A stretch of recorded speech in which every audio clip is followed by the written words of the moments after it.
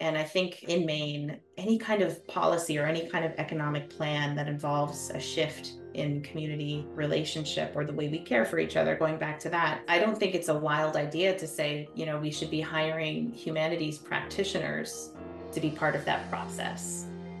That was Mollie Cashwell, a guest on this week's panel discussing the humanities in Maine.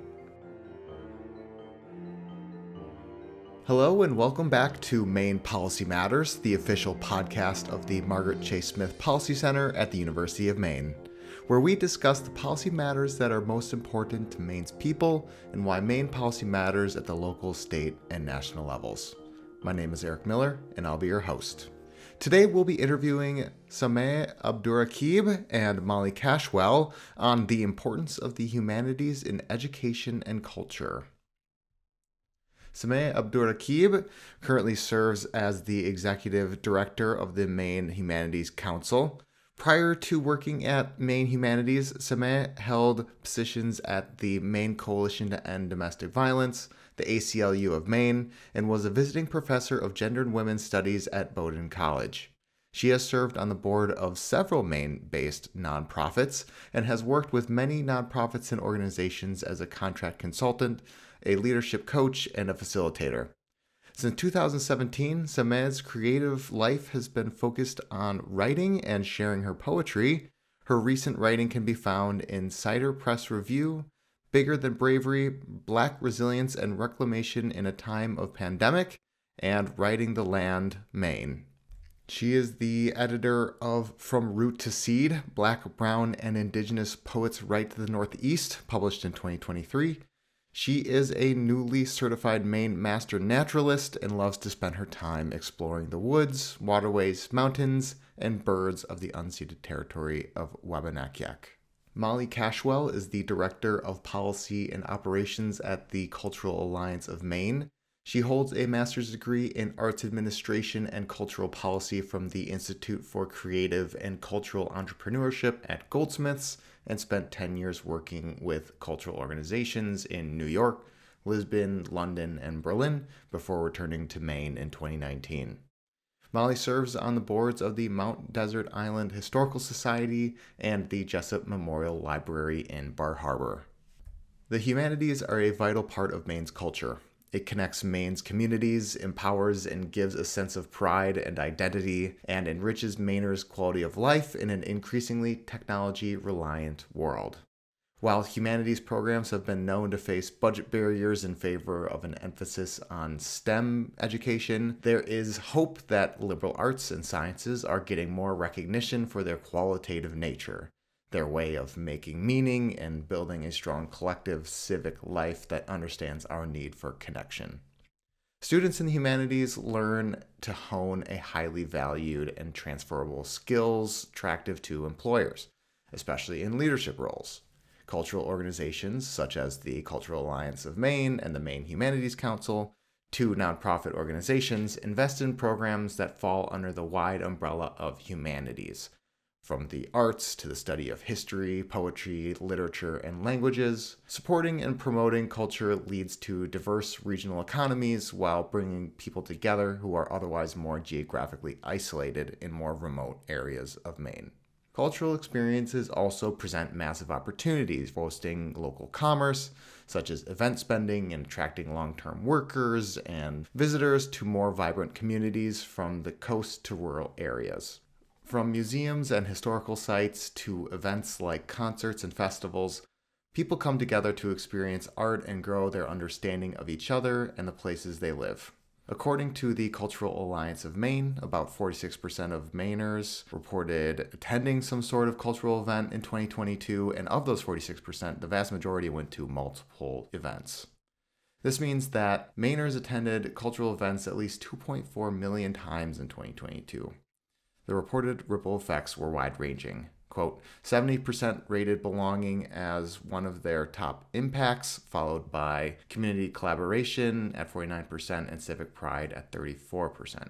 These benefits can all have a hand in policymaking, for they contribute to a more sustainable and inclusive future, knowledgeable of the challenges and opportunities that lie ahead for Maine's unique culture.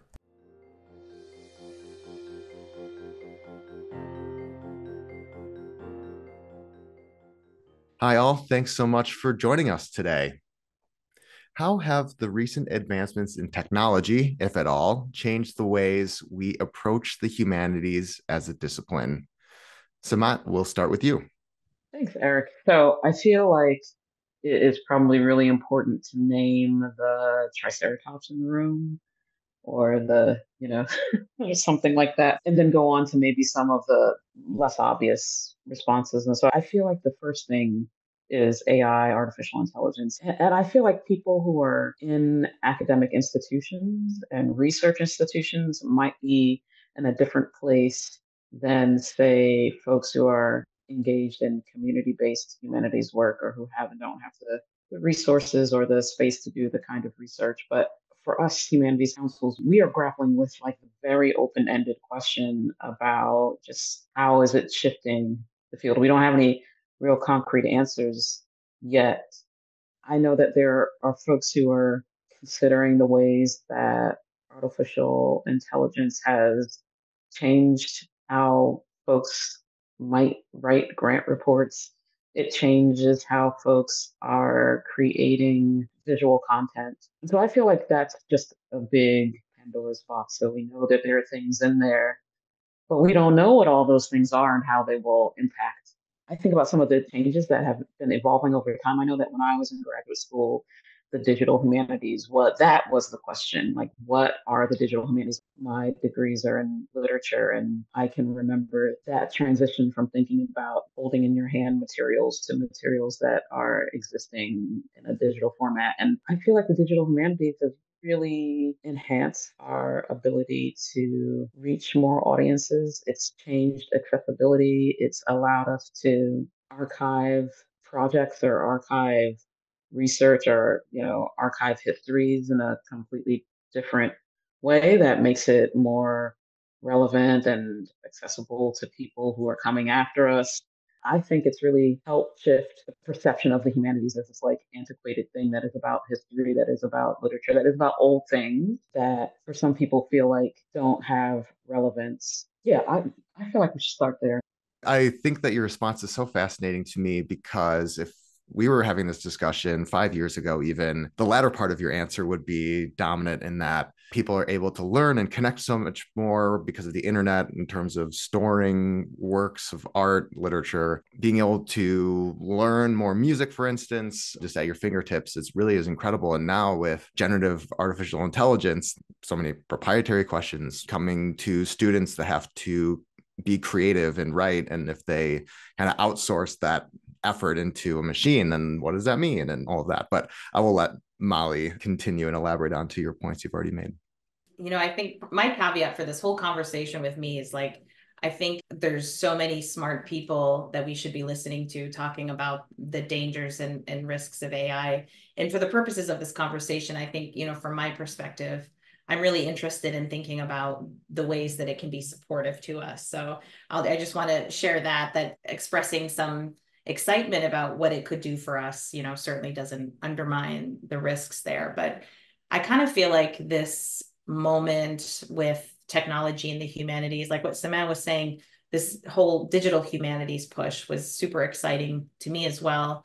And going from, let's say, boxes and boxes of paper documents to they're digitized, right? And that was like such a big leap of access. Nonetheless, time and labor remains an enormous barrier to like who gets to explore and tell the stories that exist in those troves, right? Like, yeah, you can do a search bar or whatever, but and so, finding that sweet spot of how AI doesn't replace our critical thought. Like, we don't want to just say, like, tell me about shipbuilding in Ellsworth and then like take it at face value or whatever. But for uncovering more nuanced stories, or at least the wayfinding aspect, I think is really exciting as an opportunity that it presents. And I was thinking the other day about, if we think about like mapping and the technology of mapping, like once upon a time you had to like kind of stumble into something and then you were able to draw it and make your best guess at how things connect. And then people got better at that and better at that. And then Google Maps has come along and like totally changed how we find our way. And I guess along the way, there was this period of like printing out map quests and like holding them on your steering wheel, as like some of us may remember. And I think nobody is like nostalgic for those days. So I think, the blue sky perspective on it from my part is like the navigation potential and the accessibility potential to finding your way through some of the troves and troves of information that's out there that can help us make sense of ourselves. That's a really nice segue into our next question, which is what kind of examples are there of how Maine's humanities programs connect with communities? It sounds like AI could potentially be an opportunity while having some baggage and challenges along with it. But Molly, would you care to elaborate on how the humanities engage with communities around Maine? Well, I'm glad I get to talk first because Samaa is the absolute, like, Maine Humanities Council, like, is the absolute, like, world-class example of this. But I guess from my perspective, I think in Maine specifically, I feel like we're both lucky and challenged in a lucky, fortunate way. It's just kind of something we have to figure out right now. But we have libraries and historical societies in like probably every town, maybe. So we have such an amazing institutional footprint in Maine communities for things that are dedicated to the humanities. And if they weren't already there, it's probably in like 2024, they wouldn't be created, maybe not certainly with the geographic spread. So I think it's an incredible opportunity. And certainly in my work, a big piece of this is to some of these libraries and historical societies have staffs of 10 and many resources, and others are all volunteer, limited hours, limited access. And so I think it's a really interesting opportunity to think about what do rural humanities programs look like in some of these communities. And I certainly don't have answers, but I know that we have a lot of the ingredients and we're incredibly lucky for that. So I'm going to leave the rest to Samaa to talk about their work. Yeah, oh, I love this question. I feel like oftentimes the humanities can seem really hard to define. And at Maine Humanities, we often end up saying, you know it when you feel it, like you know it when you experience it. You leave a program feeling like, oh, I now feel more connected to my community, the people around me, this place I'm in. I understand more about different ways of life and certain cultural creations that tell us so much about what it means to be human. But it's really hard to say that in like a nugget sound bite kind of thing. And one of the ways that I think humanities based programming helps connect to community is by giving us a sense of place. And so just as like a bridge to the first question about technology, and Molly, you brought up mapping, and it made me think of this great program that was not funded by Maine Humanities, but was at the Curtis Memorial Library.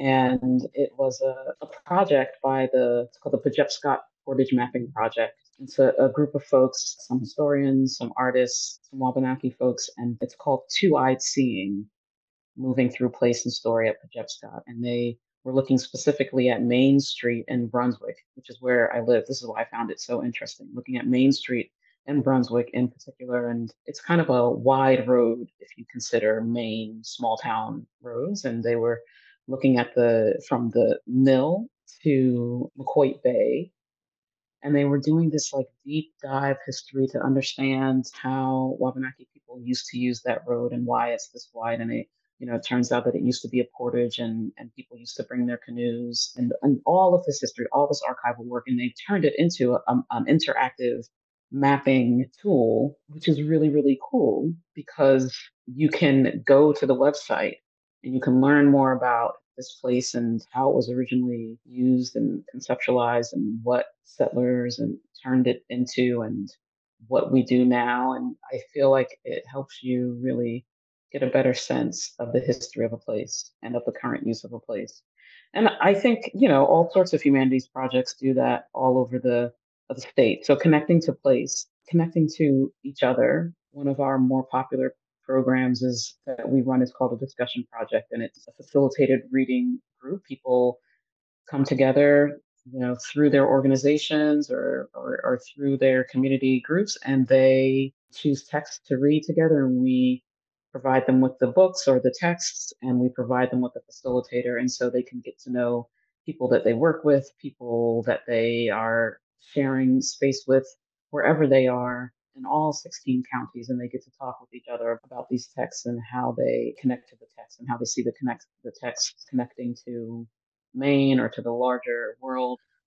I think that the last thing that I'll say, which is really exciting for me, is that even though the humanities can sometimes feel like it's hard to describe, since being in this role or since being, on staff at Maine Humanities, I've come to see how organizations that aren't humanities based organizations that don't consider themselves doing humanities can do work that does the same work of the humanities. And maybe they hadn't thought of it in that particular way if they're applying to us for programs or if they're applying to us for grant funding. Maybe they hadn't thought about it in that way, or maybe they hadn't thought about how humanities work can how it can augment the harm reduction work that they're doing in the communities. We've funded projects based out of Lewiston, organizations, immigrant-led organizations based out of Lewiston. It's a service-based organization, but they were doing like a podcast where they were having elders in the community talk with younger people in the community. All of those kinds of things that help augment the work. It's really exciting to see people engaging with the humanities in all of these ways that make sense to them and to the people that they're serving or working with. You see, I get really excited. So, man, so much of what you said resonated with me there. The road piece, like wondering why a road might be a little bit wider, is very on brand for Maine. It's a pretty hysterical observation. But that leads to such an interesting historical context of this like seemingly innocuous mundane thing. Like a little bit wider road is actually this very significant historical piece of history. And especially the point you made about you know it when you feel it. And I think there's something about Maine that tends to resonate a lot in that sensation, that feeling that inspires artists and writers and folks that are either Maine born or come to Maine that have found refuge in a place to connect with nature much of the time, but they're able to be pensive and articulate their thoughts through whatever medium they decide. I think that's something that's quite unique. So, what makes Maine's unique culture unique? And how do you two see that and how it influences our humanities programs? Samaa. Oh, Maine's unique culture. So one of the things that, and maybe, Molly, you and I can go back and forth a little bit this if you wanted to, but one of the things that pops up to me right away is our connection to the Canadian border. It's not unique to all the states, but unique to many of the New England states. I'm going to be going to Fort Kent in June. It's going to be my first. Spent time in Aroostook County before, but never that far north. And I'm really, really excited to go to the St. John Valley. Just the knowledge that border has such a well, it is not a border that exists for so many people, Mi'kmaq people in particular, and just the history of that it's a porous thing. The porosity has shifted once you say that this is an official national border that changes things. But the history of that, Acadians coming across that line to work and to live and to help build the infrastructure of this state. And it makes me think of in 2022, UMaine Fort Kent, they applied for a grant and we awarded them a grant for a project called Voices of the Borderland, the social impact of international travel restrictions in northern Maine. And it was an oral history project, but it was looking specifically at the impact of the border closing during COVID, how that shifted economy, how that shifted people's lives. And so I feel like that is very unique to Maine and it's unique to that region. I don't think those of us who are in southern Maine have a full understanding of the complexity or all of what that border means to life in that region and to other parts of Maine. My mother was born in St. Stephen, New Brunswick. Well, her parents went through the arduous immigration process when she was 5 in order to move 5 minutes away to Calais, right, which is where I was born. And that was always like a very permeable back and forth, almost like a super consistent community. And I'm sure that was the case in so many other border towns too. And then I think 9/11 was like the real first big break in that. And then as Samaa said, COVID after that. I mean, after 9/11, you needed a passport. And it was like, what? I need a passport to go to that shop I like over there, and I think that was a really lowercase t trauma moment, I guess, for those communities. So I think this mapping thing is somehow really stuck in my head. But I think for me personally, something I'm really grateful to the humanities for and the, Indigenous humanities, especially it can't be said enough how influenced we are by the colonial maps that have been drawn around us. And that includes obviously the borders of Maine and the 19th century jockeying between, certainly not super well versed enough to say anything more specific than that, but it was just like really eye-opening. And as Samaa said, this is something that Indigenous communities live with every day, kind of the arbitrary borders that enclose Maine. And I think the way that it can really impact us is, sometimes in different parts of Maine, certainly in other parts of the country, there's this idea that America ends in northern Maine or whatever. And in northern Maine, it's like we're like in the middle of an enormous continent. Some people call it Turtle Island, and other people call it like the border between the US and Canada. And so I think there's always been kind of this felt reality on the ground in a way of storytelling, in a way of history telling, that can sometimes be so different from what the official word is. And I think that's one of the greatest gifts of these rural humanities, if you will, is giving us another way to understand, the different borders, not only between Maine and Canada, but also between our Indigenous nations that we have here. Like we can, in a single driving day in Maine, technically pass through, like, I think, 5 nations, right? I mean, that's pretty remarkable, I think, to who we are and the stories we tell and the history that we create through our humanities work. I think about our coastal culture and our island cultures, and in some ways, yes, in some ways, no, might be connected to the Maine as vacation land and the places where populations swell in the summers and then they restabilize, whatever you want to call it, in the off season. When people come to visit me, or visit Maine for the first time, if we spend any time around any of that, doing the tour of Casco Bay, or if we go up to Penobscot Bay, just I always have conversations with folks about the little bit that I know about living on an island and whether or not the island is connected to the mainland. Like I really love Deer Isle, for example, but I know that life there is very different than, say, Vinyl Haven, because there's a bridge and there isn't a bridge. And so one of the things that both shocked me to my core when I came here, because I'm a fairly private person, and I found it very painful initially. But the way that Maine is, it creates a certain kind of culture. I think the way that Maine is so big and yet so small, so population wise, it is so very small, which I think can sometimes create feelings of familiarity from with folks who have been here for a bit, and it can feel a little hard to get connected when you're just coming here or you're just visiting.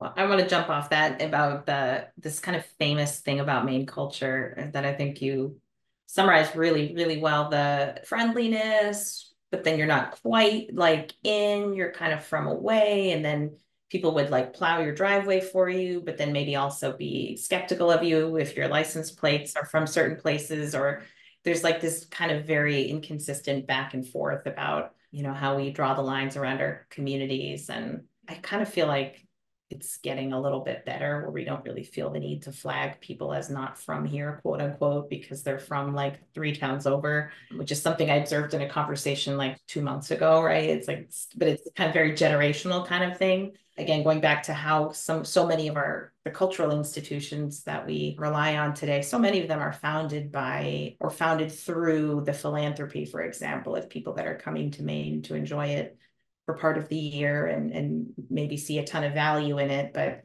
are based in New York or Boston or Philadelphia or whatever. And people who maybe have roots in that time, obviously people who are quite older now, maybe, but sometimes remember this sense of much less like us and them. Like, yes, there were for sure power dynamics, and yes, there were like economic and class hierarchies, like zero doubt about it. But I live near MDI, and I know that there were, one of the mega philanthropists on that island was also part of the volunteer fire department. And that was just like a pretty natural, normal thing that would have happened among some people. So I think that's always been a big swirling piece of this too, that this kind of mentality about who's from here, who's from away, who's giving back, who's not, who's doing enough, who's not doing enough. And community engagement is like the phrase of the day for a very good reason. And I think we're kind of in maybe a phrase of thinking about how to regenerate a lot of the healthy community relationships that are so required for any kind of future resilience.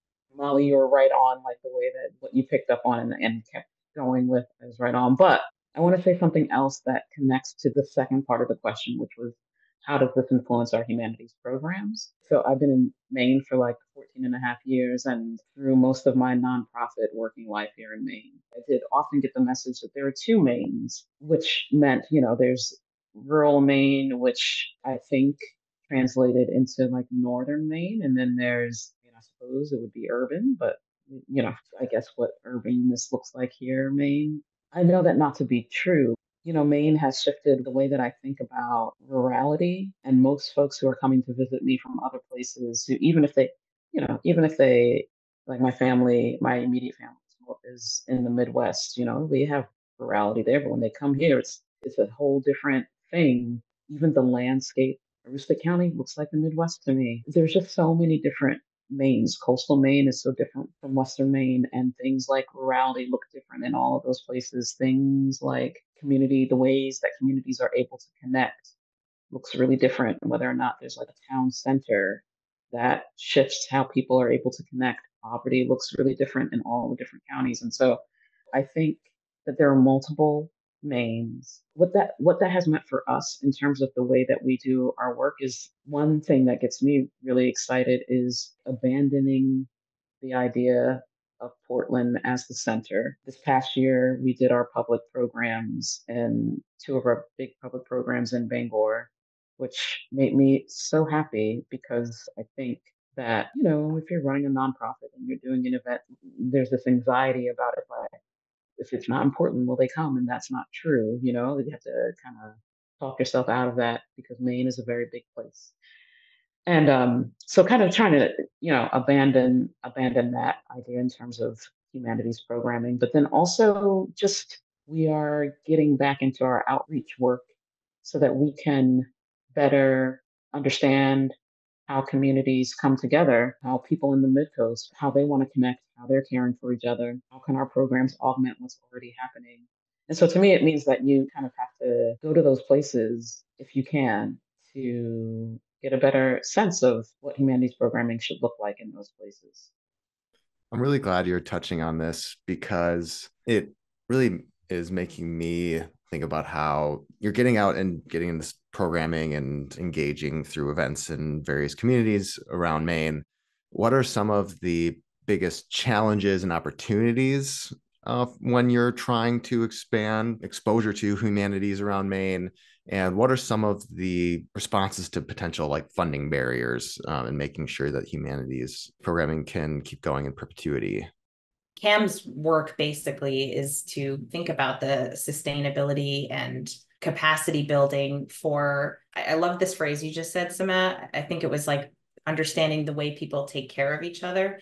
And I love that idea as sort of the big purpose of all of this culture making, whether it's libraries or artists or writers or historians or, people who are just kind of casual enthusiasts of all of those things. And it is kind of all rooted towards the way we take care of each other. And, when we think about a lot of the arguments for culture relates to creative economy and cultural economy. And that is very, very true. I mean, this morning, I was helped facilitate a meeting that was called together by a town's economic development director. And it was, dedicated to this idea. We just did this business attraction plan in our town. And we know that all of that, whether, attracting biotech, attracting whatever, it's all based on creating a magnetic community that you enter and you look around and you see, oh yeah, people take care of each other here. Maybe it's the mural, maybe it's like the flower baskets hanging on the bridge, right? Things we may not necessarily think of as culture, quote unquote, but it all relates to the culture of the place, which is kept vibrant and alive by, all of these types of cultural organizations. So how that relates back to the sustainability of those efforts and humanities being really central to that is just kind of making that case and making that clear on a state level and on a local level that just like once upon a time someone said, oh, we should probably have clean water. It's like I think we're at this moment where it's like, oh, we should probably be making sure that as digital connection opportunities and digital streaming opportunities and everything take off, like we're going to be really hurting if we don't continue to hold space and fund spaces to hold this fundamental act of caring for each other and understanding each other. I mean, people who are remote workers who don't know anybody are not going to join the volunteer fire department. And, you know, Netflix and Amazon won't save us when there's a fire. So it just all relates to each other so much about the way that we cultivate. I learned this phrase recently, like civic love, right? Which sounds kind of hokey, but it's just this, like that, going back to this, you know, once upon a time mega philanthropist that had so much love for the place, not only through funding, but through joining the fire department, right? Like those things really matter and they're actually in danger in a big way. So I'm 100% confident saying that support for the humanities will help our communities with so many other civic challenges. That is not a controversial statement. Yeah, yeah, and to add to that, Molly, just a bit, not just civic love, but Maine, even since I have been here, Maine's population is changing, which is beautiful because Maine for a long time has had the most aging population and needs an influx of new folks from all over the place to be able to open businesses and create thriving communities and stuff. So I feel like that is happening rapidly. And so I feel like the humanities also, in addition to the civic love, helps people understand each other and will strengthen communities in that way. I hope that Molly maybe will say some words about the report that Cam recently did because the numbers were shocking to me, shocking in a good way. Shocking can mean lots of different things, and I realize people can't see my face. So shocking, like with mouth open, shocking. The numbers, the numbers of people in Maine who participated in cultural events over some time period. Maybe it was in the previous year, and the numbers are really, really high. This is an opportunity. This is if we can collate that data and put it all over the place in all the ways, right? The way that people don't necessarily sit around defining it unless it's their job. They aren't thinking when they go to the theater, they're not thinking to themselves, oh, I am going to go to a cultural event. I'm going to put a check mark in the book. I have done something cultural. But the truth is that all of those things, going to the historical society, going to the library, going to the Enduring Oaks Park, there's like the Festival of Nations that happens. Going to all of those cultural events is what helps make life worth living. It is cold and dark here, like how many months out of the year, right? If we didn't have cultural events to attend, we would be where would we be? I mean, some people they like the cold and they like the dark, sure. But you know, and so I feel like that's such a beautiful opportunity to just help more of us understand and recognize and people who make policy and people who make decisions about funding, both like locally and nationally. The culture that we produce and that we take in helps make our lives more full and more beautiful. And I think that the challenge in is, as Molly alluded to, funding and sustainability. There's also other things connected to capacity. I know for humanities-based organizations and other cultural organizations, when I think about capacity, it's always time and money and people. To go back to my previous point for the previous question where I said, if you can, it's good to be able to travel and go to these communities. But that takes all of those things to be able to do that.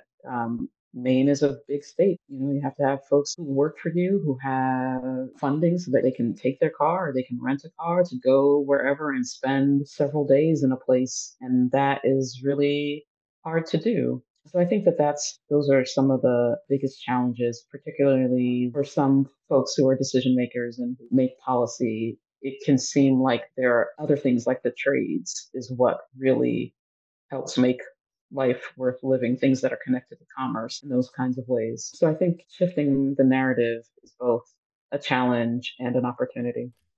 Yeah, absolutely. It's fascinating to me how the lack of investment in humanities can be very present in a specific town. It can really set the mood of your experience in that place and how long you'd like to stay. I think, and we'll dig into this next question, how there's this drive within people to engage with the arts and humanities and the cultural experiences, and that helps. But it's hard to capture by nature. It's hard to capture how meaningful that is in the decision maker context. But it sounds like the Cultural Alliance of Maine has a report that could shed some interesting light and figures onto it. And so, how can humanities contribute to an informed and engaged population in addition to having places of engagement through experiencing some cultural event? How can the humanities help engage people with trying to tackle issues, policy issues, such as like social programs, organizing the economy, and environmental conditions? How can the humanities contribute to people's thinking and the dialogue around these issues? Yeah, I'm happy to start. I had a pretty seismic shift in my thinking and the language that I use around things. I read this document produced by Canada's national tourism entity called, I think, Visit Canada or something like that. But anyway, but they released something about the concept of regenerative tourism. And so, what is behind that is like we talk about sustainable, but how do we design things, the processes, the policies, economies around this concept of being regenerative, right? And so, this spectrum of like conventional and maybe thinking about things as discrete parts, thinking of our lives as machines that if you push a button called tax and if you push a button called law and you push a button called regulation, everything kind of magically comes together. And we know that's not true. So from that, going towards the sustainable, which is manage the status quo, don't make things worse, to regenerative, right? And so this document goes into how the tourism sector, which is, as we know, is incredibly crucial to Maine's not only economy, but as mentioned, certainly our cultural sector brings a lot of benefit to the tourism industry and also in turn can benefit from it.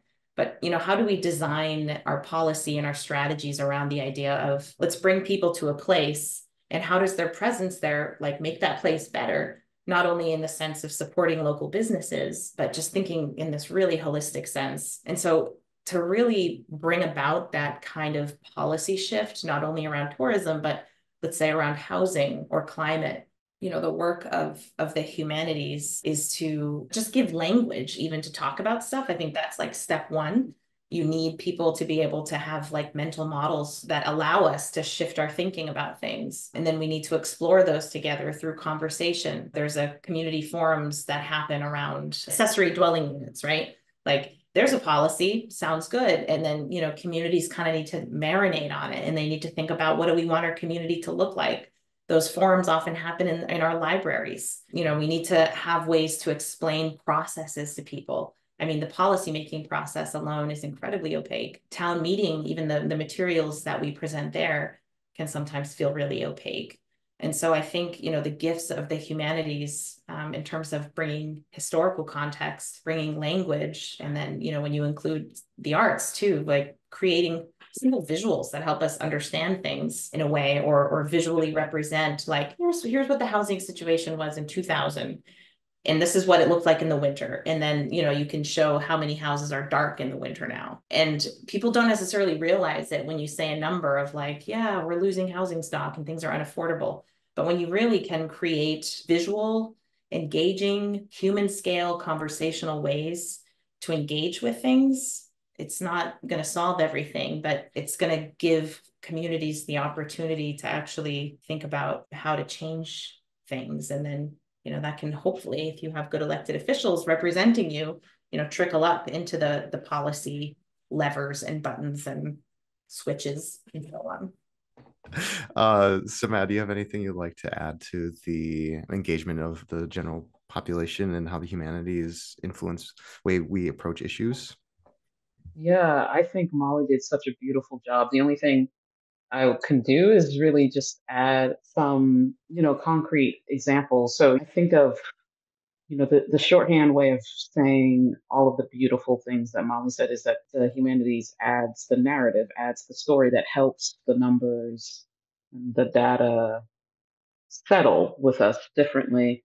I think about the climate crisis, and there's a string quartet called Halcyon Music, and they're not the only ones. This is just a great example. They did this project where they interviewed young people about climate resilience. It's really beautiful. beautiful project. We applied for grant funding to Maine Humanities. This grant that we share with Maine Arts Commission is called an Arts and Humanities grant. So it's got some humanities and some arts. So they interviewed young people about climate resiliency, and then they composed a musical and recorded the things that people were saying, really powerful, hopeful, painful things. And they composed a musical score where they publicly performed the piece. They play the beautiful music. They bring in the recordings of these young people, and I've seen them perform parts of it multiple times, and the kinds of conversations that come from just that, then it's left to the audience to kind of sit with it and feel it and get curious and feel something different about the climate crisis, or feel something different about how young people here in Maine are experiencing the climate crisis. And maybe that can help them, spur them into action or whatever comes next. So yeah, that just to give like a little example of how Molly said is so right on. Sounds like such a beautiful event and such a fascinating way to take on one of the greatest challenges in our time. And it doesn't all have to be intergovernmental panel climate change reports and scientists pleading with policymakers and a discussion being feeling shallow and full of despair. It can be something else. Molly, do you have anything you'd like to add to that?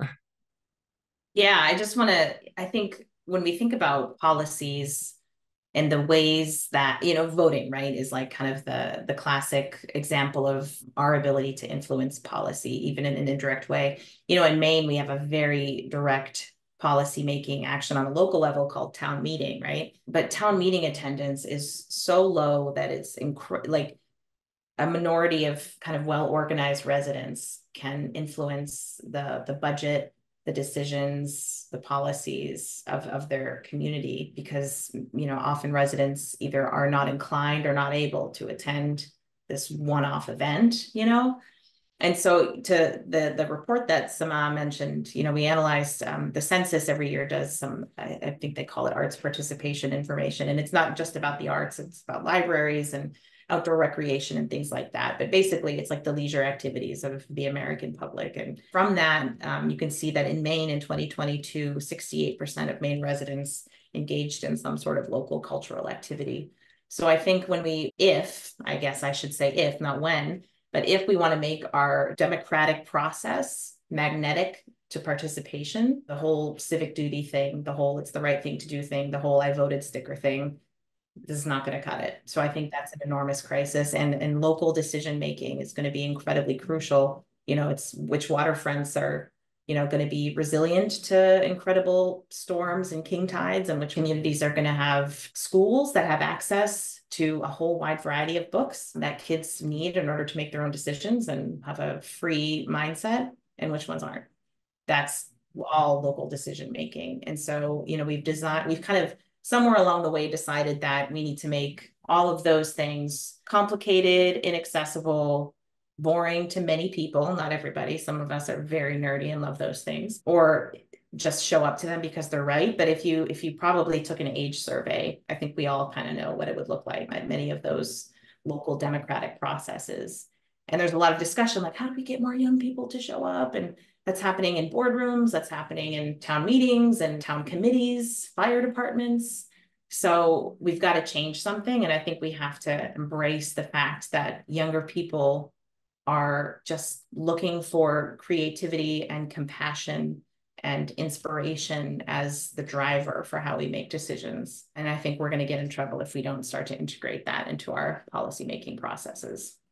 So it's interesting the way, finishing up discussing that question, humanities can drive people to pursue their dream job of being an artist or writer, or that's what so many people say when they're younger. Maybe they change their minds, maybe they don't. But if they, either a younger person, older person, what have you, would like to further the mission of engaging in humanities, perhaps by profession, by trade, what types of career opportunities are there for students and professionals?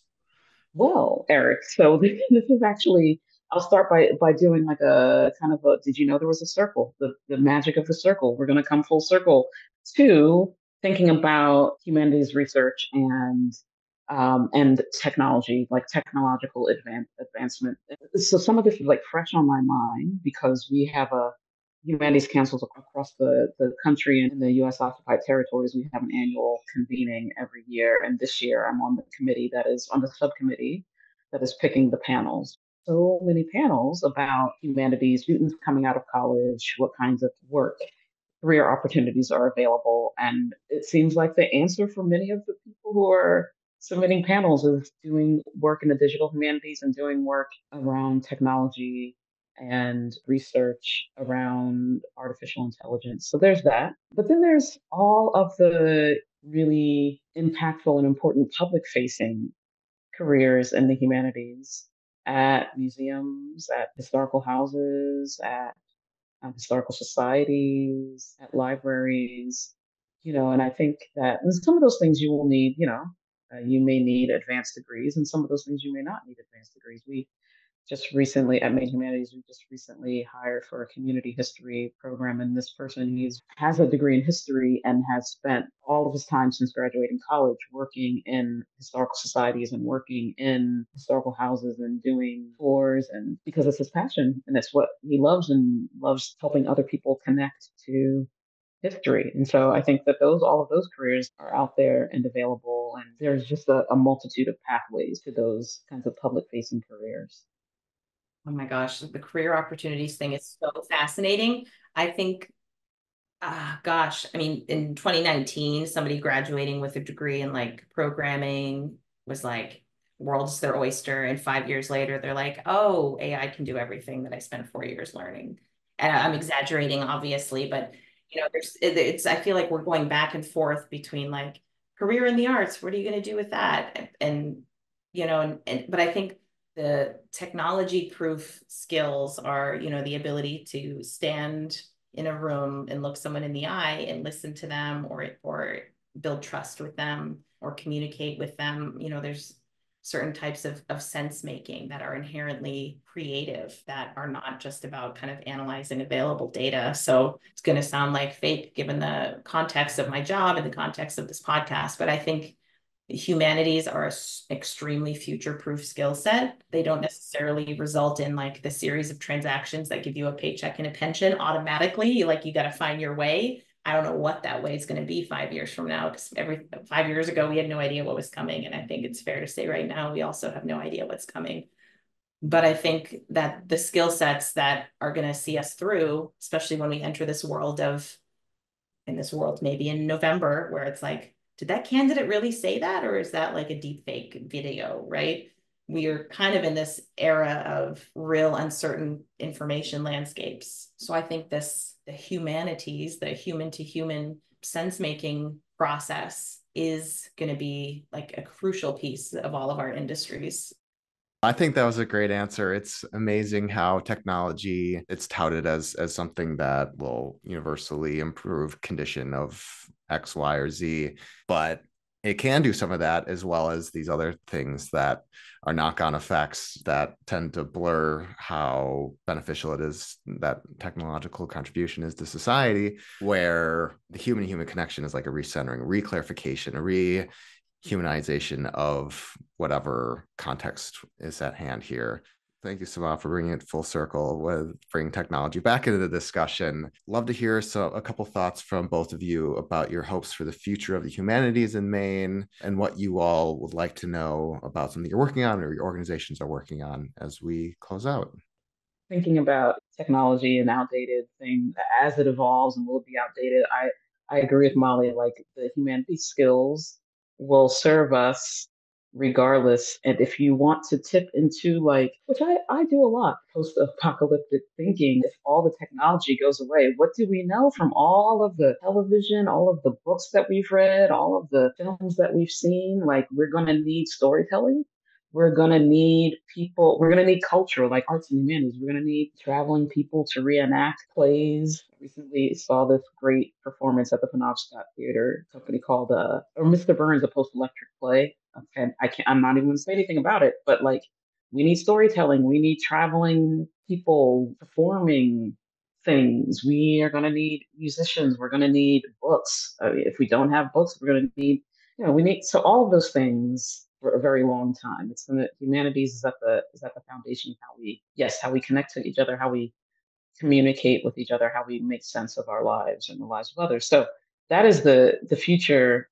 More immediate hopes for Maine, at least, is that we continue to evolve in terms of our thinking about who the humanities is for and what it looks like to quote unquote do humanities or be engaged in humanities. I think there's been a lot of shift. Humanities is not just housed in libraries and museums anymore. And so that's my hope. And then even more locally, like my hope for Maine Humanities is that we can continue to reestablish, reconnect, or connect for the first time to communities we have not reached before, or communities we maybe had a connection with and no longer have a connection with, and that we can continue to work collaboratively with other cultural organizations to kind of help build a beautiful, soft cultural infrastructure in the state.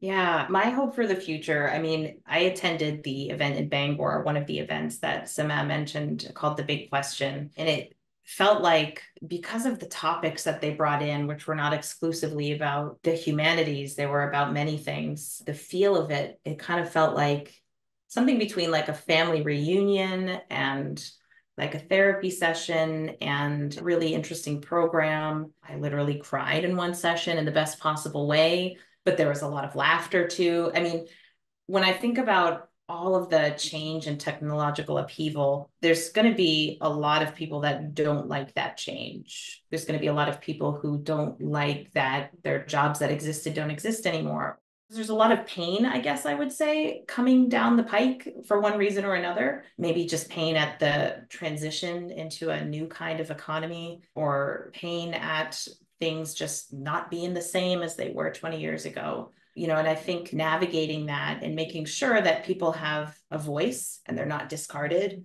I mean, one example is like if you move from a coal-based economy and coal miners are losing their jobs, that's a net good, but we need to center their humanity in that change. And I think in Maine, any kind of policy or any kind of economic plan that involves a shift in community relationship or the way we care for each other, going back to that, I don't think it's a wild idea to say, we should be hiring humanities practitioners to be part of that process. I think it would be incredibly foolish not to. And I think the January 6th rage is like burned into so many of our heads, right? So I think it's like, how do we have conversations that build trust and build empathy on local scales with people that we're accountable to at the grocery store, and our kids go to school together? And how do we kind of navigate this through those kinds of conversations?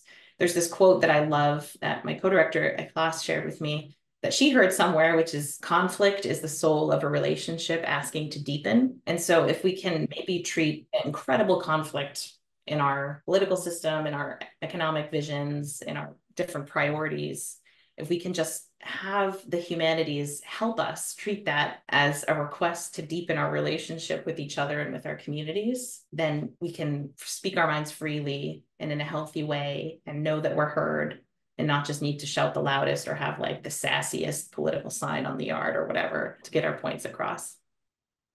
That's a beautiful way to close out this conversation. Thank you both so much for taking the time to talk with us and discuss the humanities in Maine. I hope you all have a wonderful rest of your day. Our team comprises Barbara Harity and Joyce Rummery, co-editors of Maine Policy Review. Jonathan Rubin directs the Policy Center. Thanks to Faculty Associate Catherine Swaha, Professional Writing Consultant, Maine Policy Matters intern Nicole LeBlanc, and podcast producer, editor, and writer Jason Heim. Thanks to Nathaniel Batson for composing our podcast music. Check out mcslibrary.org to learn more about Margaret Shea Smith, the library and museum, and education and public policy. The Maine Policy Matters website can be found in the description of this episode, along with all materials referenced, a full transcript, and social media links. You can give our team your topic suggestions and recommendations by filling out the form at the bottom of our webpage. Remember to follow Margaret Shea Smith Policy Center on Facebook, LinkedIn, and Instagram. Thank you for listening.